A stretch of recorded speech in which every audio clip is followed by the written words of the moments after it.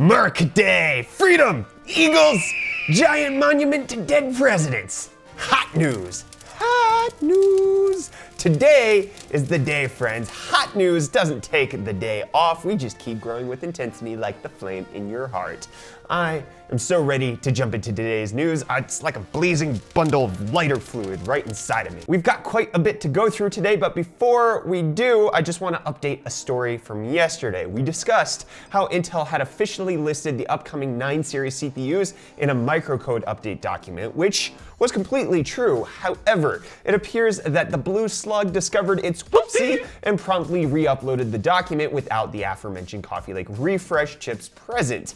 Intel give and Intel take away. Just wanted to give you that little quick update. But now it's time for new hot news. In just a scooch more Intel related news, it appears that the COO of Google's cloud operations has stepped down from the company after less than a year of being with the rearranged soup. The reason this might matter and is significant with regards to Intel is that prior to her brief stint at Google, she was considered to be one of the top 3 executives at Intel after working there for over 24 years, or about the lifespan of 200 generations of fruit flies. Some are speculating that her departure from Google is a signal that she will be taking over the struggling chip maker.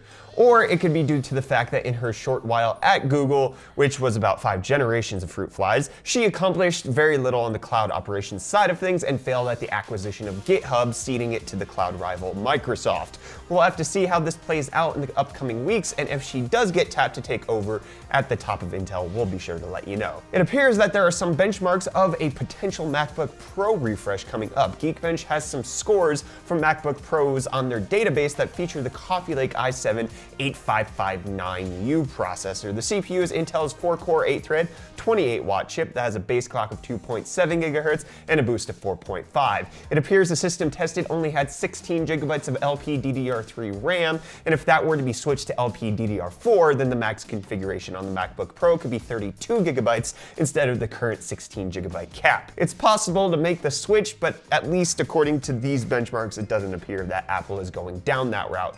We'll again have to wait and see how this pans out. But you know who doesn't have to pan?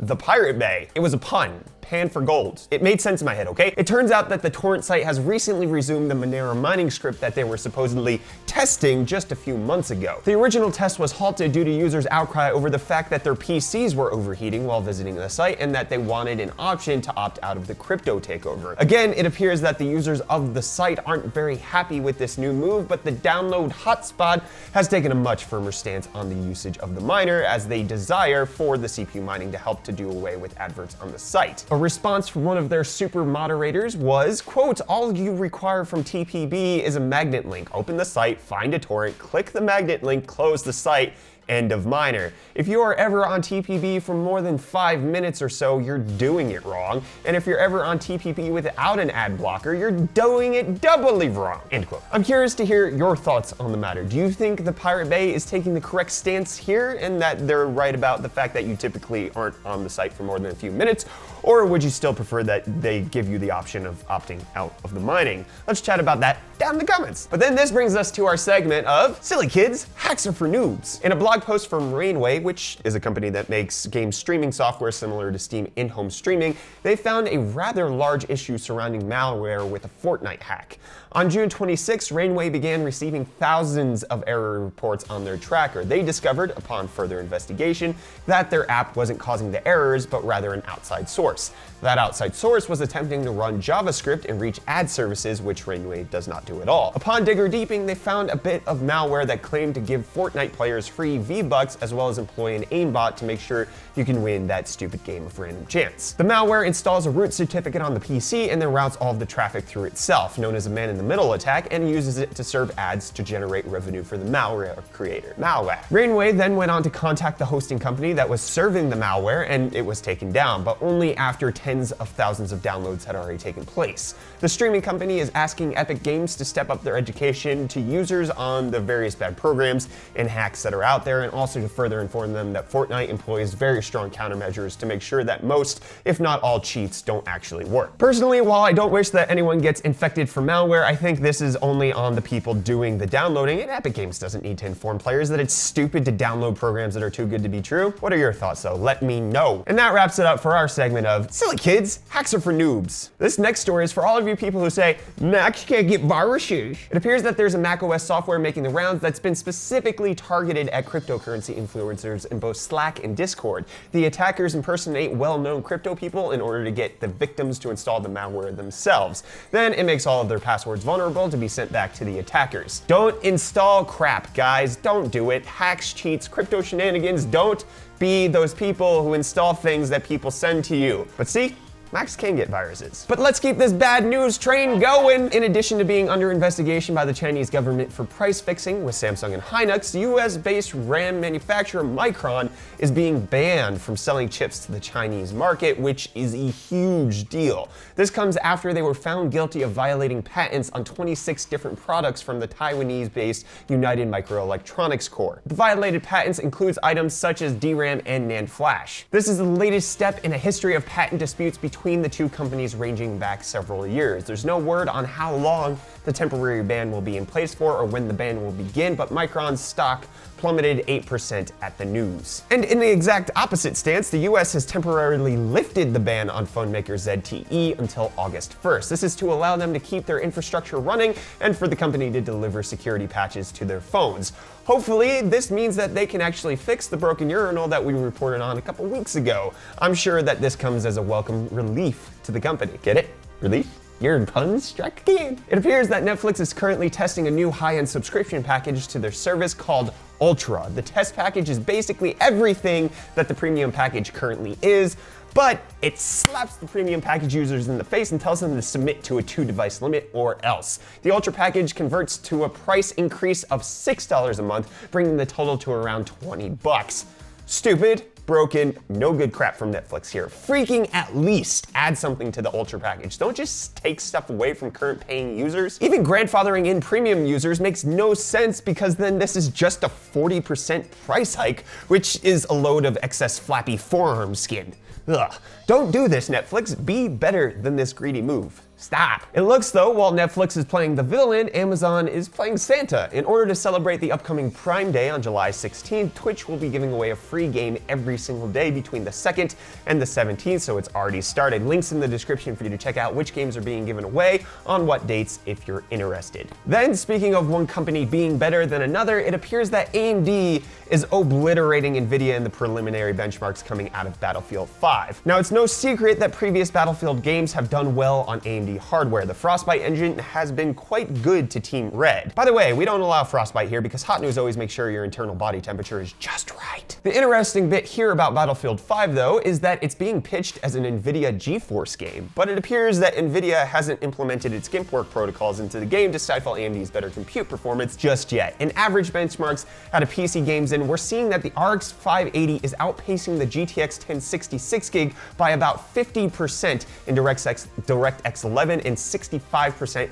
in DirectX 12. Now they mistakenly say that it's 33%, but that's because they're doing their math wrong. The GTX 1060 performs 33% worse, but the RX 580 performs 50% better. The reason this works is because what you use as the denominator when you're actually dividing, just so you know. So the 65% is due to Nvidia's cards still getting wrecked by the DX12 API and losing around 10% when using the more modern DirectX version.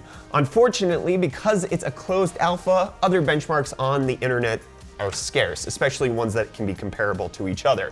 Tom's Hardware also has the benchmarks for the game, but only used Nvidia cards since Nvidia sent them the code. They also cite a forum post from EA's website that says AMD cards are experiencing massive performance issues.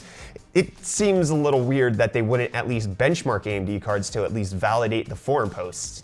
It smells to me like Nvidia doesn't want them showing AMD benchmarks for I don't know a specific reason, but that could just be my tinfoil hat wearing conspiracy loving self who thinks that AMD might be winning here. Regardless of current performance though, one thing is very clear. Since this is an Nvidia game, expect your AMD cards to suck at launch regardless of what alpha performance is like. Let me know what you think of the current discrepancy in benchmarks down below in the comments and Tom's hardware stance of not even testing AMD cards. Then in juicy next-gen Nvidia GPU news, it appears that we have some rumored information surrounding the GTX 1160, which up until now, at least from what I've seen, no source has been talking about. So if you watch any other news show, which you shouldn't because they're worse than a cold McDonald's fry, you might have seen a video circulating of a Lenovo representative at E3 stating very matter-of-factly that the GTX 1180 would be coming this fall.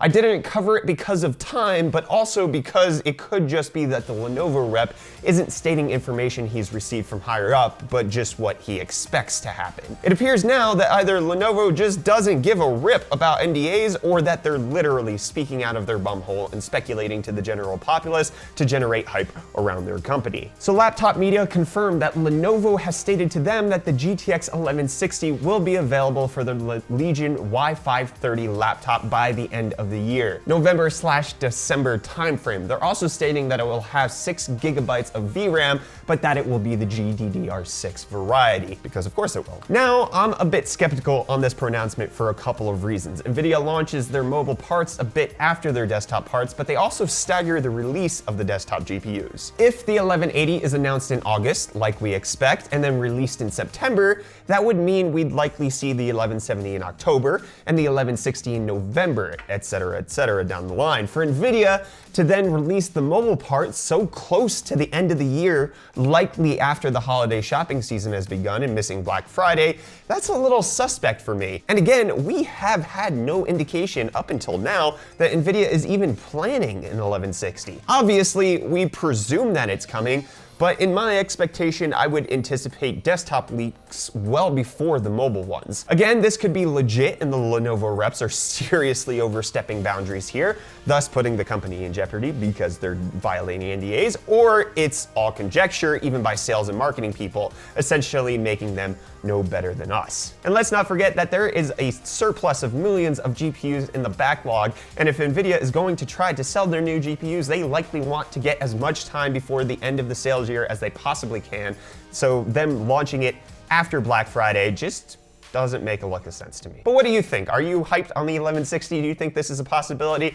Or do you think this is complete shenanigans? Let me know down in the comments, and don't forget that we talk about this rumor stuff because we know you guys are gonna be talking about it anyways because it makes the rounds. But that's gonna wrap it up for today's hot news. Thank you guys so much for watching. I really appreciate you guys choosing hot news as your daily source of tech news. Much appreciated. Love you guys so much. Don't forget to hit that like button if you did enjoy this video. Please get subscribed to stay up to date on all of our tech-related content. Our editor will be back on Monday, so we'll begin releasing more videos than just hot news every single day. I thank you guys for sticking with me while we're in this little bit of a drought, I guess. Anyways, I'm Brett with the UFD Tech Channel. Thank you so much for watching, and I'll see your smiling faces again in the next hot news. Cheers.